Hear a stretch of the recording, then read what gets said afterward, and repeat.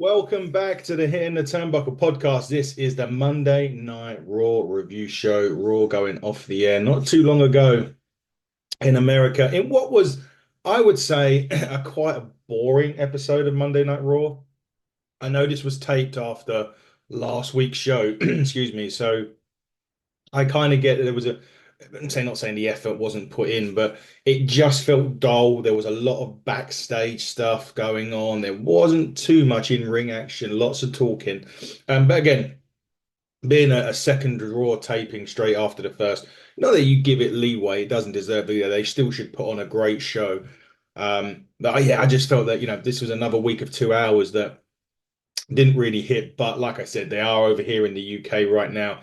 They had to record it last week. So let's wait for next week before we can start, giving our real thoughts on about a 2 hour Raw and how it should be. So we'll give it a bit of time at the minute. But Raw started off with Rhea Ripley, and she hadn't finished with Liv Morgan or Raquel Rodriguez. She had come to, they want, she wants Raquel and Liv to get out here now, and she wants to basically whoop their ass. That's what she said. But it was Tiffy time. Tiffany Stratton from SmackDown comes out. And if you remember this past week on SmackDown, Rhea Ripley come out at the end of their match on SmackDown. And basically, Tiffany was saying, look, if you want to, she come with a message from the champion, Nia Jax, the champion. Say, stay out of her business, or else you're going to have big problem. Now, bearing in mind, Nia Jax and Liv Morgan will go one-on-one in Saudi Arabia for the Saudi Arabia Championship or the Crown Jewel Championship, whatever crap you want to call it. Um, so I'm really thrilled by that championship that come out. But that followed Ripley basically by saying that, I'm going to whip your ass then as you're here if you, get out of my way. And with that, Raquel and Liv attacked both Tiffany and Rhea Ripley. Adam Pearce makes the main event for tonight's Raw. Tiffany Stratton and Rhea Ripley versus Liv Morgan and Raquel Rodriguez. That is the main event. Quite interesting that Tiffany's with Rhea Ripley for this one. So yeah, interesting. The girls start and the girls the girls finish Raw and the girls are going to start Raw because we go straight into the Women's Tag Team Championship match. Bianca Belair, Jade Cargill versus Damage Control earning a shot at the championships. This was actually a good match, to be fair. Quite long. It's quite a long match as well. Very good. Two well-matched teams. Obviously, Bianca and Jade haven't beat Damage Control for the championships to begin with. So really, really good matches you can expect between these four. Great, you know, it's so good when they work together and you give the women the time. This is the big thing. We're talking tag teams a bit later on. I'm going to be recording with Demolition a bit later on today. You'll see that in a couple of weeks on the channel. But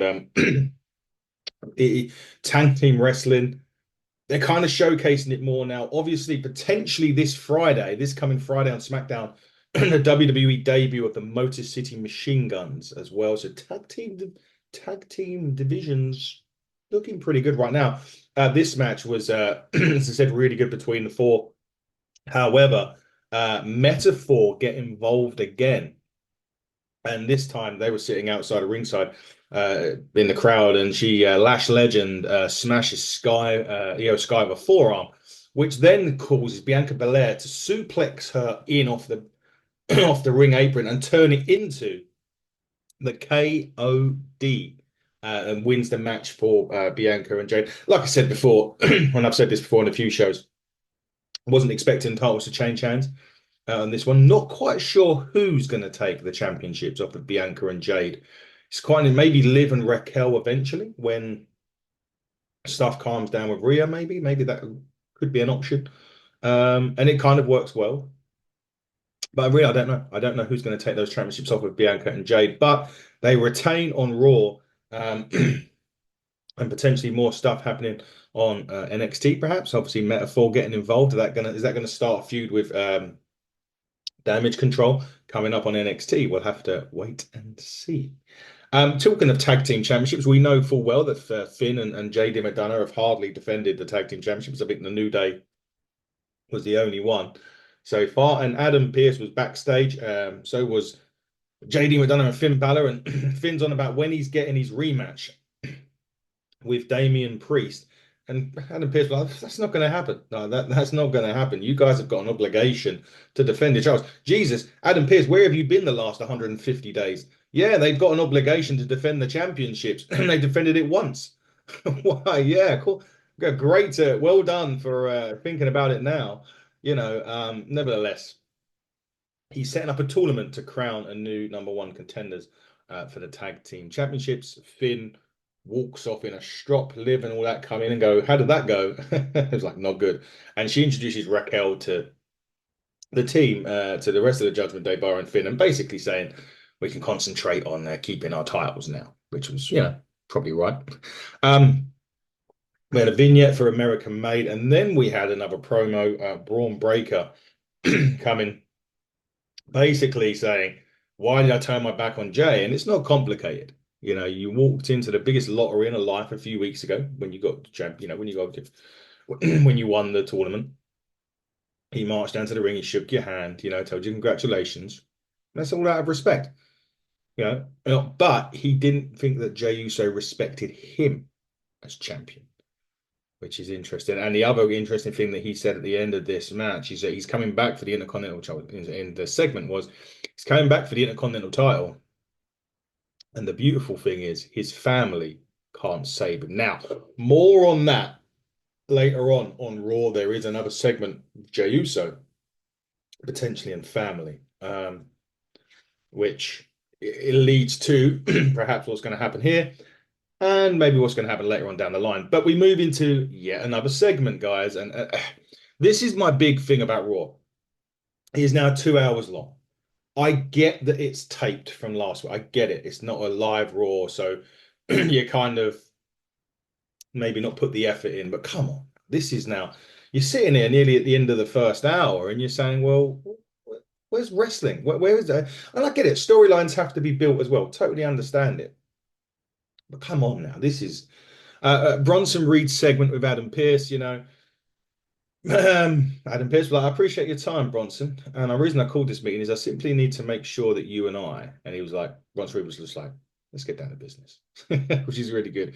And ultimately, they're thrashing out this chat about Bronson Reed getting Seth Rollins, and Adam Pearce was like, look, that I give you guys free reign to kind of cause havoc and whatever else, but you're putting your hands on referees. That's what draws the line at that. And Bronson Reed was like, look, I would have been the last monster standing if it wasn't for Seth Rollins. I want a match with Seth Rollins, and if I get that, no problems. You're not going to get no problems from me. And Adam Pearce says, well, in that case, you want the match, there'll be no trouble, and you're a man of your word. And if you and I are on the same page, and I hope we are, I'll go and talk to Seth. So there's going to be another promo or another backstage bit at this point.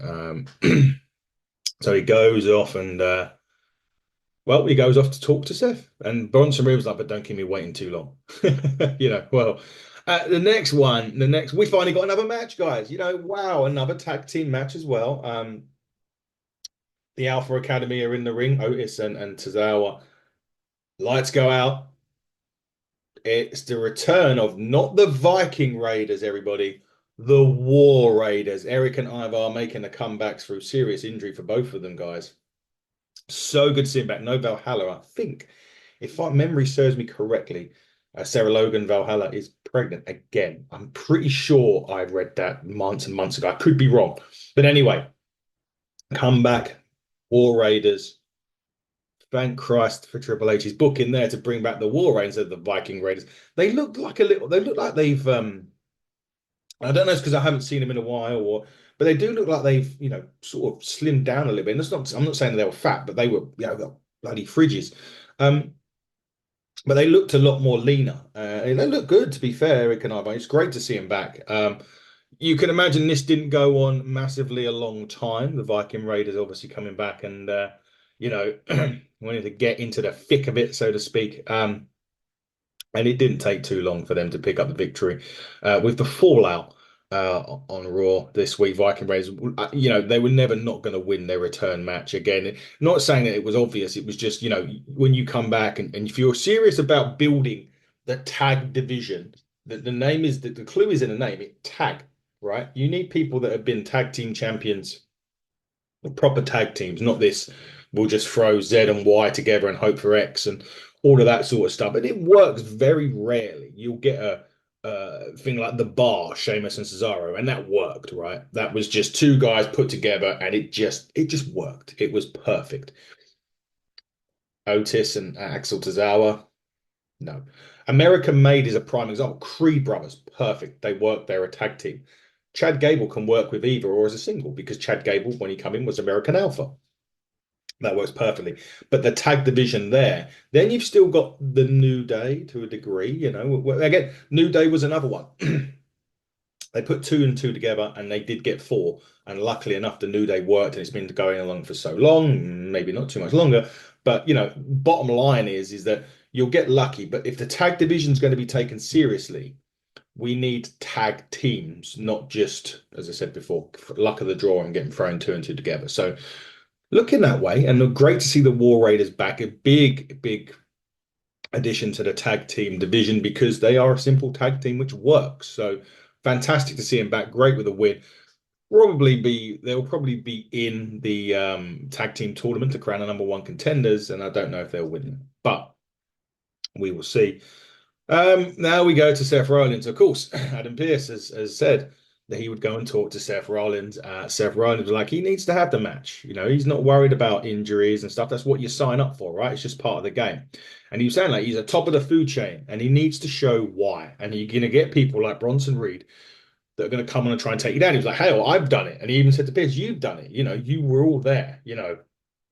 But in order for Seth Rollins to give Adam Pearce the best version of Seth Rollins, he needs the match. And that's how they left it. I mean, Seth's got a great point. I mean, when he come in as the Shield, he was attacking everybody, anyone and everyone, really. And they got to the top of the food chain. Adam Pearce in his career done exactly the same thing.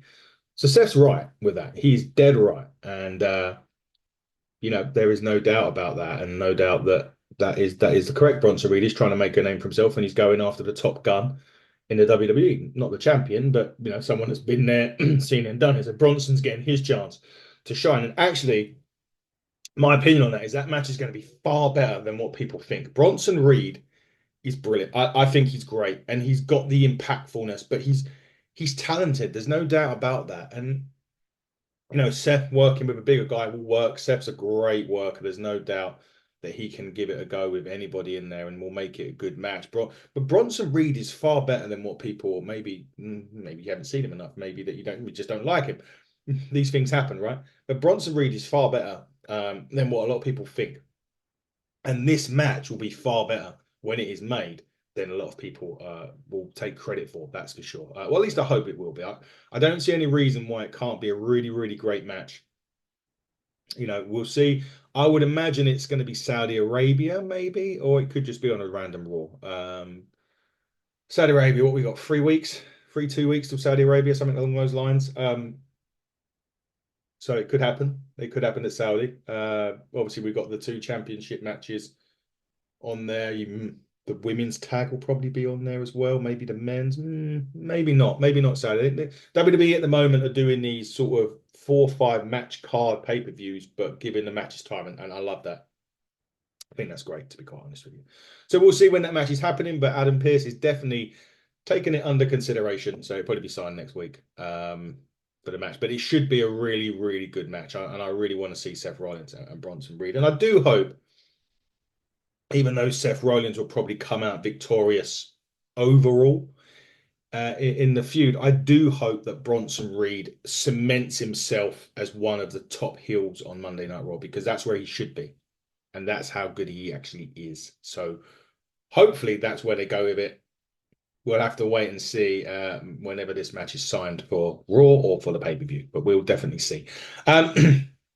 Guess what, guys? It's yet another talking segment on Monday Night Raw. Cody Rhodes and Gunther were talking about their match at not this coming, in a couple of weeks' time at Saudi Arabia. And Gunther's promo was heavily along the lines of, you know, Cody being the B champion. And, you know, there's a lot of respect there between them both. They did both say, hey, look, we respect each other. And, and but it's just, you know, Cody was basically coming along the line and said that, because obviously where Gunther mentioned that Cody was the secondary champion, and Cody was like, "There's the dig. That's the one. I was expecting that, and I should have been." He said, "This is indeed your house. Raw is Gunther's house. He's champion, and you've become a frightening beast. What do you call me?" So like a secondary champion. He went, "Let's not forget, I have defeated the most dominating champion in wrestling, the company history. Yeah, with the help of John Cena, Undertaker. Yeah, but he did. He beat Roman Reigns. There's no doubt about it. And he's already slayed a frightening beast. Now, what I will say this is Seth Rollins even said he was a beast slayer. There's been a lot more Brock Lesnar references on WWE television recently. Not quite sure if that's just because they just said just say his name, not say his name and he appears. That's Joe Hendry. But whether or not it's alluding to Brock maybe coming back, maybe Brock needs to face Gunther. I'm sorry, but if any, I know everyone may be offended because of what happened with Brock. Brock was guilty by assassination or association. Assassination, Jesus, Brock didn't kill anybody. Brock's guilty by association here.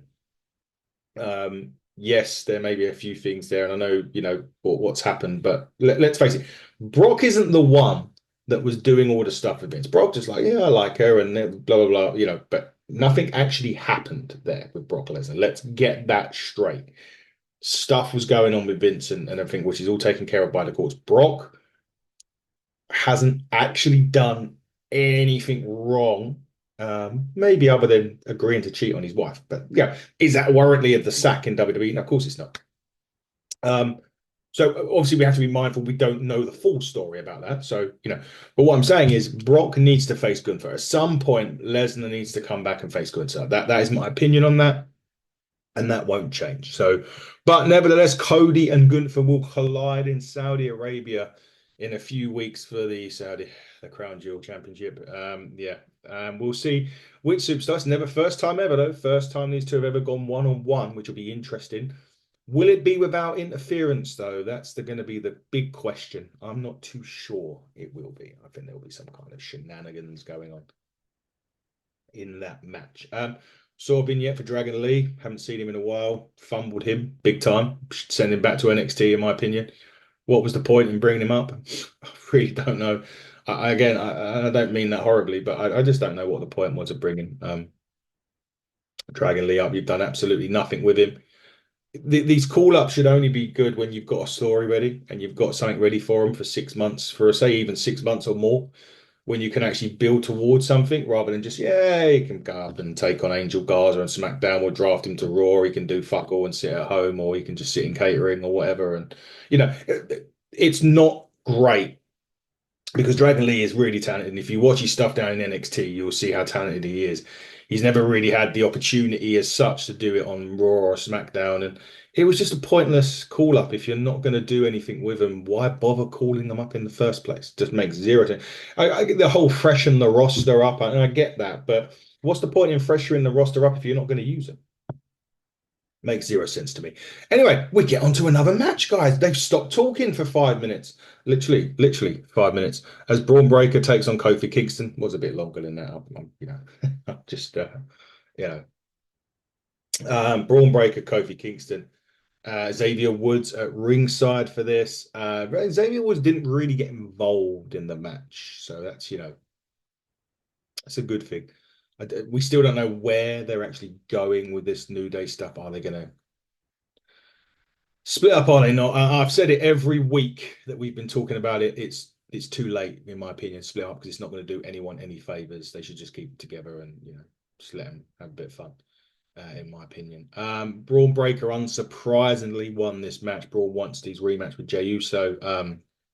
Again, Kofi Kingston's what I like to call. He's a steady Eddie. He'll get a good match out of anybody, and you don't. Well, Braun Breaker get a good match out of anyone. To be quite honest, he's a absolute megastar. Braun Breaker will be, as long as they don't do it too quickly with Braun Breaker. I feel as if you need to take the time, and we've seen it a lot of times where they've rushed something, and it all of a sudden it's like, with Braun Breaker, if they do it right and they do it gradually, over a course of time, it will absolutely work. But right now, Braun Breaker beating Kofi Kingston wasn't a surprise. He goes to attack him at the end. Woods then prevents Braun Breaker from beating up Kofi, but then it gets attacked from behind from Braun Breaker.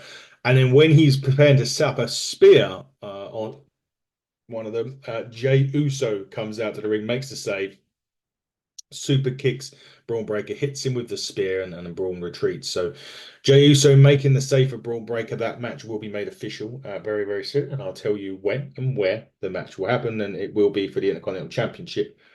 And I think well, I don't like titles changing quickly, but I'll have a theory on that, and we'll talk about it in a minute.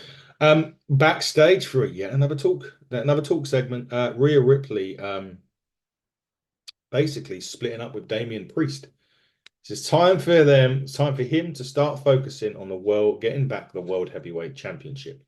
And Priest was like, he'll always have Rhea's back, which deals with her issues with the Judgment Day, and they, finish off. So Terra Twins are no more in the WWE. Damian Priest focusing on getting the title back, which, no disrespect, it won't happen. Damian Priest won't get his title back anytime soon. I believe when Finn was saying earlier on Raw that they've got unfinished business, that'll rear its head again, and they will go into doing that. So, yeah, territories are split for now. Damian Priest going to focus on winning back the World Championship. Rhea Ripley is going to focus on her Liv Morgan, Raquel Rodriguez problem, and Dominic Mysterio, sorry, problem as well. Incidentally, Dominic Mysterio has a great shirt out. You need to go and check it out. It's a classic Eddie Guerrero style t-shirt, which I think is great. You need to go and buy that on WWE Shop. Anyway, now Jey Uso runs into Jimmy Uso on Raw. Now, if you saw last week on SmackDown, Jimmy Uso's like, "We need help to Roman Reigns. We need help, Us. We need help." And Jimmy's asking Jey if he's got time to talk. And Jey decides to walk away, visibly upset. And Jey wants Jimmy to get out of his face and that he's not in the mood to talk. Planting the seeds, everybody. Planting the seeds for what's potentially going to be the reunion of the original bloodline. But it is, what I would say is it is good at it's taking its time. It's going to be one of those moments that when it happens, the crowd's going to go crazy. It's going to be one of those cinema moments, shall we say, when Jey Uso does indeed rejoin the blood, even if it's just for this. Do they do it and stay together? Do they do it and then go back their separate ways? What's the deal with it? We'll see. We'll see eventually. That's what we do have quite a way to Survivor Series yet. That's 6 weeks or so away. So I'm not saying we're going to be playing guessing games for 6 weeks, but eventually that will definitely happen. It's just when and how it happens. We will wait and see. But Jimmy and Jey together on Raw, but not quite yeeting, so to speak. As we go into, hey, it's another 60-second match on Monday Night Raw this week. The Miz and R-Truth. Truth was going to shake Miz's hands. They do. And as the final testament are walking to the ring, the Wyatt Sicks logo appears, or the Wyatt Sicks logo appears. More on the Wyatt Sicks later. Well, actually, not more later on this episode, but more from Vince Russo later, who has an interesting theory as to how he would have booked the Wyatt Sicks. Anyway, that flashed on the screen, and the final testament was walking the way to ringside. Miz was actually distracted by him, and as he was distracted by him, he gets rolled up by R-Truth. 1, 2, 3. The match is over. Truth goes to after the match, where Truth hugs the Miz and the referee. Gave Karrion Kross a fist bump on his way out, and before he gets halfway up the aisleway, Karrion Kross was like, "Get him!" So the Authors of Pain, and they get him. They throw him back in the ring, and the Miz hits R-Truth with the skull crushing finale. So they brought R-Truth back in. They fed him back to the Miz, and Karrion Kross was quite impressed by what he saw at ringside with that. And that is it for that one. Now, before we get to the main event, guys, we'll round up with what's going to happen next week on Raw. Now, Rey Mysterio and Dragon Lee will go against American Made. I believe this may be the tournament matches starting. The New Day will battle the Authors of Pain. Is that a prologue to the New Day splitting up? What's going to happen there? And Jey Uso's Intercontinental Championship match with Braun Breaker is next week on Raw. My opinion, maybe as early as next week, is that two things actually. Either Jimmy might accidentally cost him, or Solo and the new bloodline may cost Jey Uso the Intercontinental Championship, or will happen after the match finishes, perhaps, and then Jimmy will come out to make the save. Maybe, I don't know. That's what I'm thinking. I'm kind of hoping they go with the second option, that Jey Uso retains and then they come out and attack him and Jimmy makes a save, because I don't like titles changing, as I've already said earlier on. Titles changing too quickly wouldn't work for me personally, and I wouldn't like it. That being said, if they did it that way and it gives Jey Uso a reason to come to SmackDown, then fine. Braun Breaker wins the championship again, I think, for the third time. I think is he two-time timer? Yeah, I think he's would win it for the third time. So yeah, it would be interesting either way to see that happen. I'm sure something will transpire in that match, which will eventually lead to Jey Uso coming back to SmackDown, at least on a temporary basis, to team with his brother and Roman Reigns. Now, last match. We have a match. We have one more match on the show. It is Roman Reigns. It is Roman Reigns. We wish. It is Rhea Ripley, Tiffany Stratton against Liv Morgan, Raquel Rodriguez in the main event. Obviously, Dominic Mysterio was at the ringside as well. Yeah, this was a good match actually. It was quite a long main event, which was nice actually. Really, really good. Actually, really good between the four. I didn't know if it was actually going to work, but it absolutely did. Nia Jax gets involved near the end. She headbutts Liv Morgan. She connects with a Samoan drop and the running senton. And Jax drags Liv Morgan to the corner and plants her with the Annihilator. This was at the end of the match. So the DQ happened because Nia Jax got in there. And she does all that. And then she tells Tiffany to cash in her Money in the Bank briefcase. And as Tiffany goes to do that, Dominic Mysterio pulls Liv Morgan out of the ring and saves the championship for Tiffany Stratton. But yes, very much a good ending to Raw. And Nia Jax also attacking Rhea Ripley during that, causing the DQ and then going off on Liv Morgan. So the good thing about this week is it showcased a lot of the women's wrestling. I will say that with Raw. I'll give it props for that. There's stuff that I didn't like, like I said, there wasn't enough wrestling in it for me. But the showcase in the women's match has done really well, and I enjoyed that. I thought it was great. So kudos for the women's wrestling action on WWE this week. Everything else was just talking, and I didn't like that at all. But nevertheless, like I said, it was a tape Raw. I'm expecting better next week on Raw. I expect better 2-hour show next week on Monday Night Raw. Coming up on the channel this week, as I said, we are recording with Demolition later today, which that will be out in a couple of weeks. So make sure you stay tuned for that. Joe Kazana, a very brief conversation with Joe Kazana is coming out on Thursday this week. It's not very long at all. We had some issues. Joe was on a tractor, basically didn't realize that we had the podcast. So we're gonna come back and revisit Joe at a later date, but that will of course be out this week. As will all the usual review shows, guys. So just keep on subscribing to HTT Buckle on X, HTT Buckle on YouTube, Hitting Turnbuckle Podcast on Instagram. We're going on our travels this week as well. This weekend, myself and Rachel will be going over to RCWA in Raynham on Saturday and then hitching a train straight to Cardiff for Slam Master show on Sunday, back to the Banking Hall 4 or 5 or whatever it is, with TNA stars Rhino and Eric Young joining the usual crew of Man Like Doris, Lizzie Evo, LA Taylor, and more. James Ellis, the Brilliance, of course, and more.